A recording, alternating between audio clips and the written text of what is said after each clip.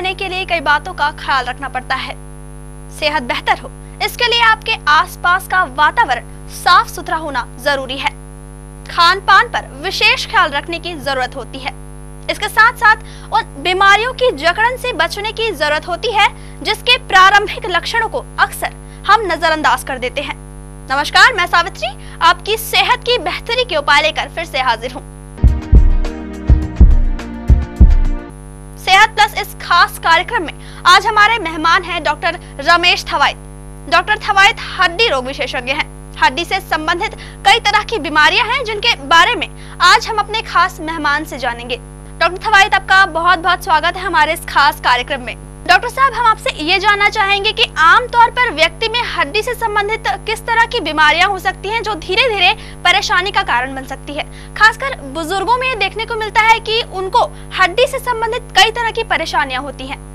हड्डी से संबंधित मेन परेशानी जो है मुख्य रूप से हड्डियों का दर्द होता है, जोड़ों का दर्द होता है। ये होते कारण तो कई होते हैं इसके।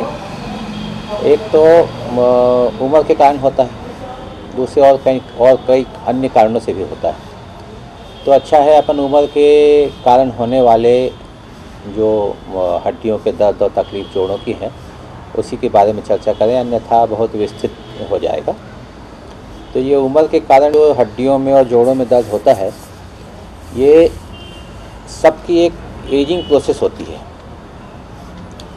एजिंग प्रोसेस होती है, सबकी एक एज होती है। हड्डियों के भी एक एज होती है। हड्डी क्या है, अपन जब से चलना शुरू करते हैं तब से शरीर के हर हड्डियों में हड्डी ही एक मेन ऐसी चीज़ है पूरे शरीर के ढांचे में जिसके थ्रू, जिसके माध्यम से शरीर का वजन ज़मीन तक जाता है। तो जीवन पर्यंत खड़े होने से, बैठने से जोड़ों में और हड्डियों में दबाव पड़ता रहता है। तो एक इसकी उम्र होती है। जैसे किसी चीज़ को ज़्यादा उपयोग करने से वो ज़्यादा घिस जाता है, जल्दी ख़राब हो जाता है। ऐसे जो है ज़्यादा उपयोग करने से या सही तरीके से उपयोग नहीं करने से ये हड्डियों में, जोड़ों में दर्द होता है। जी बिल्कुल, आपने जिन बीमारियों का जिक्र किया है वो वास्तव में एक सामान्य सी बीमारी है और एक उम्र विशेष के बाद लोगों की परेशानी का कारण बन जाती है। अक्सर देखा गया है कि एक उम्र के बाद जोड़ों की दर्द की शिकायत अब आम हो चली है। हम अपने दर्शकों के लिए जानना चाहेंगे कि इस बीमारी के क्या क्या लक्षण हैं। एक उम्र के बाद अगर अपन हड्डी में जो है उम्र के कारण तकलीफ की बात करें तो इसको आपको ये बता दूं कि ये इसको बोलते हैं ऑस्टियोपोरोसिस। ऑस्टियो माने हड्डी, पोरोसिस माने छेद हो जाना, माने हड्डियों में छेद हो जाना। ये लगातार प्रक्रिया एक चलती है। हड्डियों में कैल्शियम और दूसरे पदार्थों का जमा होना और उन वैसे ही जो है हड्डियों से कैल्शियम और दूसरे पदार्थों का निकलना।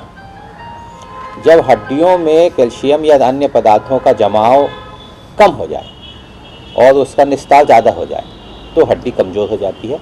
उसी स्थिति को ऑस्टियोपोरोसिस कहते हैं। ऑस्टियोपोरोसिस में हड्डियाँ कमज़ोर हो जाती हैं। हड्डियाँ कमज़ोर हो जाती हैं तो नेचुरली जितना अपने शरीर का वजन है, भार ढोने में हड्डी पहले जितना वजन ढो पाती थी वो नहीं ढो पाती है। तो उसके कारण से लिगामेंट्स में, मसल्स में, बोन्स में, जॉइंट्स में, इन सब में दर्द होता है। जी, ये तो रही बीमारियों की बात। डॉक्टर साहब, ये बताइए कि इन बीमारियों से कैसे बचा जा सकता है। ये बहुत अच्छा पूछा आपने, क्योंकि ऑस्टियोपोरोसिस जो होती है इसका बचाव ही है। इसका इलाज कठिन है, बचाव ही है। बचाव में बहुत सारी चीज़ें आती हैं। देखिए, एक तो आदमी आजकल जो लाइफ स्टाइल है ना, हमारी जीवन शैली जो कहते हैं, जीवन शैली बहुत सेडेंटरी हो गई है। सेडेंटरी माने आराम तलब हो गई है।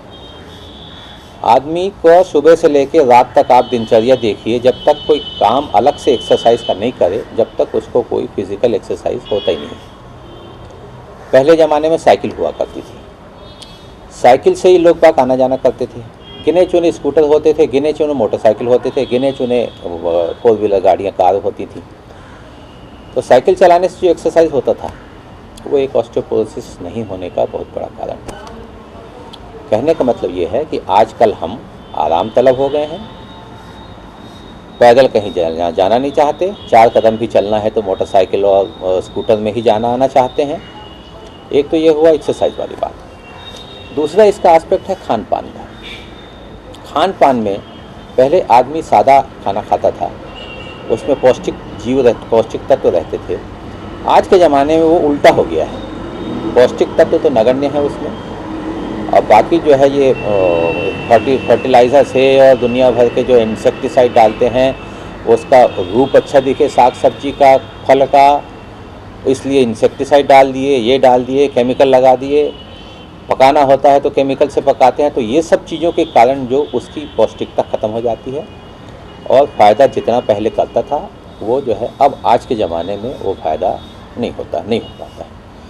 दूसरा, आजकल सब जो है पैक्ड मटेरियल का आ गया है, स्नैक्स का आ गए हैं। बच्चे आजकल देख लीजिए, बच्चे आजकल घर में दो रोटी दाल खाना पसंद नहीं करेंगे, नाश्ते में जो है पराठा खाना नहीं पसंद करेंगे, उनको ब्रेड चाहिए, उनको जो है कुरकुरे चाहिए, उनको जो भी जो है बाज़ार में जो तली हुई और जो है जो सामान मिलता है खाने के लिए, वो जो है वो भी पौष्टिक नहीं होता है। और तो एक तो जीवन शैली बदलने की है और दूसरा ये खान पान का हो गया। मेन ये दो चीज़ें हैं। तो ये जीवन शैली में 40-45 साल में इतना फ़र्क आ गया है, ये मेन कारण है। और इसके बचाव के लिए यही जो मेन कारण है, इसका निराकरण होना चाहिए। आदमी को फल फ्रूट ज़्यादा खाना चाहिए, ताज़े जो है, जो जितना हो सके। बाज़ार की चीज़ें तो फल फ्रूट नहीं खाएं ऐसा तो अपन नहीं कह सकते, मगर फिर भी जो बगीचे में, जान पहचान के बगीचे में घर में लगी हुई साग सब्जी है, फल है, वो सब उपयोग में लाना चाहिए। दूसरा, फिज़िकल एक्सरसाइज करना चाहिए। फिज़िकल एक्सरसाइज में वेट बेयरिंग का एक विशेष महत्व है। वेट बेयरिंग जिसको बोलते हैं, जिसमें आदमी पैदल चले, घर अपने पैर पे वज़न दे, वो वेट बेयरिंग है।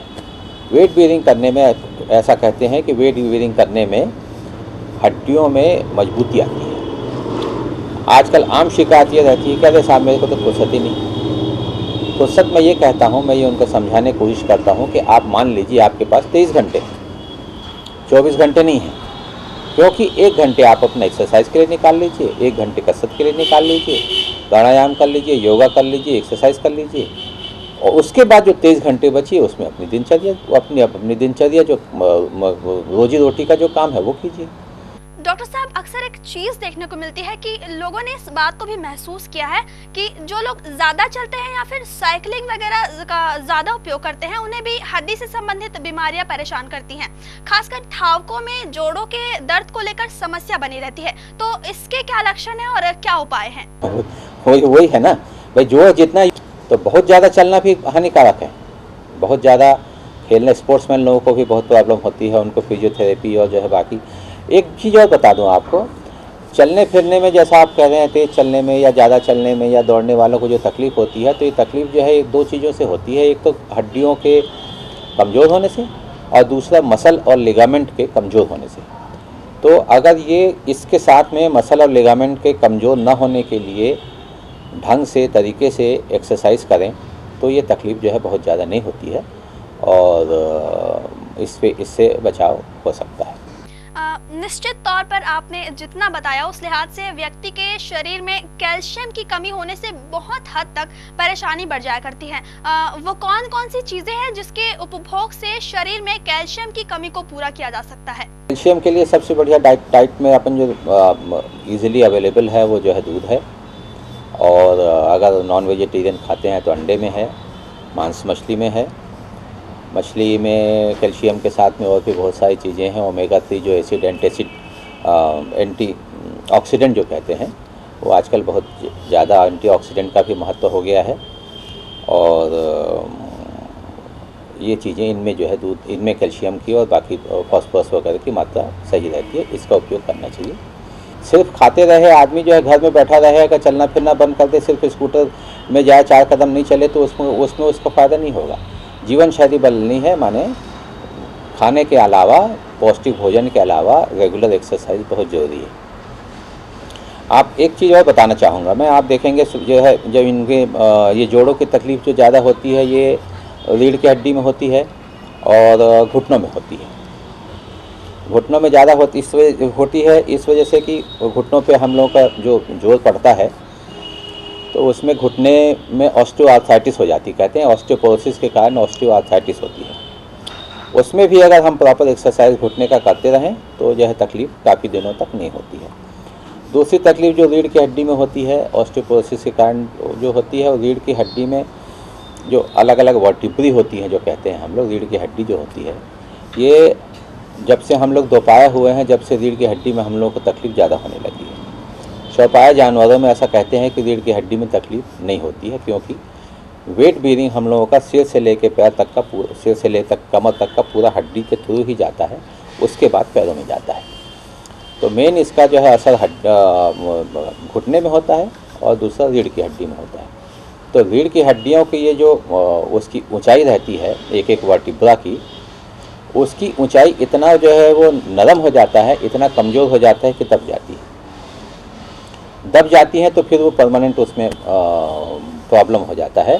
आप देखे होंगे एक उम्र के बाद में, या जिन लोग की हड्डी बहुत ज़्यादा कमज़ोर हो जाती है, वो सामने ऐसे झुक के चलते हैं। झुक के चलने का कारण ये है कि सामने का भाग जो वर्टिब्रा का होता है वो नरम होता है, वो जो है दब के झुक जाता है, और पीछे का भाग जो है कड़ा होता है करके वो झुक नहीं पाता है। इस वजह से वो सामने झुक के चलने की आदत हो जाती है। वो सीधा खड़ा हो ही नहीं सकता, सीधा लेट ही नहीं सकता। इसका एक कारण ये भी है कि हम लोग शुरू से जो भी आप दिनचर्या अपनी लें, तो सुबह सो के उठने से लेकर रात को सोते तक हम जो भी काम करते हैं, जो भी हमारी दिनचर्या रहती है, उसमें हमारे पूरे शरीर का सामने झुकने का ही काम होता है, पीछे यूँ ऐसा करने का काम नहीं होता है। इस वजह से जो सामने की मसल होती हैं वो ज़्यादा कड़ी हो जाती हैं, स्ट्रॉन्ग हो जाती हैं, और बैक की मसल, पीछे की मसल कमज़ोर हो जाती है, मसल और लिगामेंट। तो मसल और लिगामेंट अगर शुरू से एक एज के बाद स्पाइन की, रीढ़ की हड्डी की, बैक की मसल कमज़ोर ना हो, बैक की मसल मजबूत रहे, इसके लिए अगर एक्सरसाइज करते रहे शुरू से, तो ये तकलीफ़ ऑस्टियोपोरोसिस की तकलीफ़ और कमर में दर्द की तकलीफ़ भी कम हो सकती है। जी बिल्कुल बिल्कुल सही बताया आपने कि बाजार में अब पौष्टिकता का अभाव नजर आता है, खासकर खाने पीने की चीजों को लेकर, चाहे वो दूध हो या फिर फल हो या फिर सब्जियां। फिर भी एक संतुलित मात्रा में दूध, फल और सब्जियों का इस्तेमाल करने से शरीर में कम होते कैल्शियम को पूरा किया जा सकता है। चलते चलते एक आखिरी सवाल आपसे कि अगर शुरुआती दौर में ही व्यक्ति को जोड़ों के दर्द या फिर हड्डियों को लेकर हो रही परेशानियों को लेकर आभास होने लगे, तो वो क्या करें? देखिए, ऑस्टियोपोरोसिस कह लें, ऑस्टियोआर्थराइटिस कह लें, जो एजिंग के कारण होता है, उम्र के कारण होता है, उसका जो है बचाव ही उपाय है। इलाज जो है बहुत मुश्किल है उसका, क्योंकि ऑस्टियोआर्थराइटिस जैसे नी जॉइंट की हो गई, घुटने की हो गई, उसमें हड्डी जोड़ जो बनाती है, तो वो हड्डियों में कार्टिलेज जो होता है घिस जाता है। एक बार हड्डियों का कार्टिलेज घिस गया, या एक बार उसके बाद कार्टिलेज के बाद में हड्डी घिस गई, तो उसका रिकवरी नहीं होता है। तो वो करीब करीब एक परमानेंट बीमारी हो जाती है आर्थराइटिस की। रीढ़ की हड्डी की अपन बात करें, तो रीढ़ की हड्डी में भी एक बार अगर स्पाइन जो वर्टिब्रा जो कहते हैं वो कोलैप्स हो जाए, सामने की तरफ झुक जाए, तो फिर उसका कोई निराकरण नहीं है। इस वजह से बचाव ही इसका उपाय है। घुटने के लिए तो आजकल अगर बहुत ज़्यादा घिस गई हैं हड्डियाँ, हड्डियों में डैमेज बहुत हो गया है, तो उसमें जो है पूरा घुटना बदलना पड़ता है। पूरा घुटना बदलना भी इतना आसान नहीं है, खर्चीला भी है, सबके बस का भी नहीं है, और इस वजह से बचाव ही उसका बेहतर है। एक बार अगर हड्डियों में कमजोरी आ गई, हड्डी घिस गई, हड्डी कोलैप्स हो गई, हड्डी दब गई, तो उसका कोई उपचार नहीं। जी बहुत बहुत शुक्रिया डॉक्टर साहब आपका, आपने हमारे दर्शकों के लिए वक्त निकाला। आपका भी बहुत बहुत धन्यवाद, आपने इतना सम्मान दिया कि आपने हमको बुलाया, कोई हमसे बीमारी के बारे में पूछा। धन्यवाद। तो ये थे डॉक्टर रमेश थवाई, जो आपको बता रहे थे कि कैसे व्यक्ति में बढ़ती उम्र के साथ साथ हड्डी से संबंधित बीमारियां घर करने लगती हैं, कैसे एक उम्र के बाद व्यक्ति खुद को उतना फुर्तीला या फिर फिट नहीं महसूस कर पाता जितना वो 30 साल 40 साल की उम्र के पहले रहता है। सेहत से जुड़े इस खास कार्यक्रम में सेहत प्लस से फिलहाल सावित्री को दीजिए इजाजत। अगले सप्ताह किसी नए मेहमान के साथ नई बीमारियों के लक्षण और उपाय को लेकर फिर से हाजिर होंगे।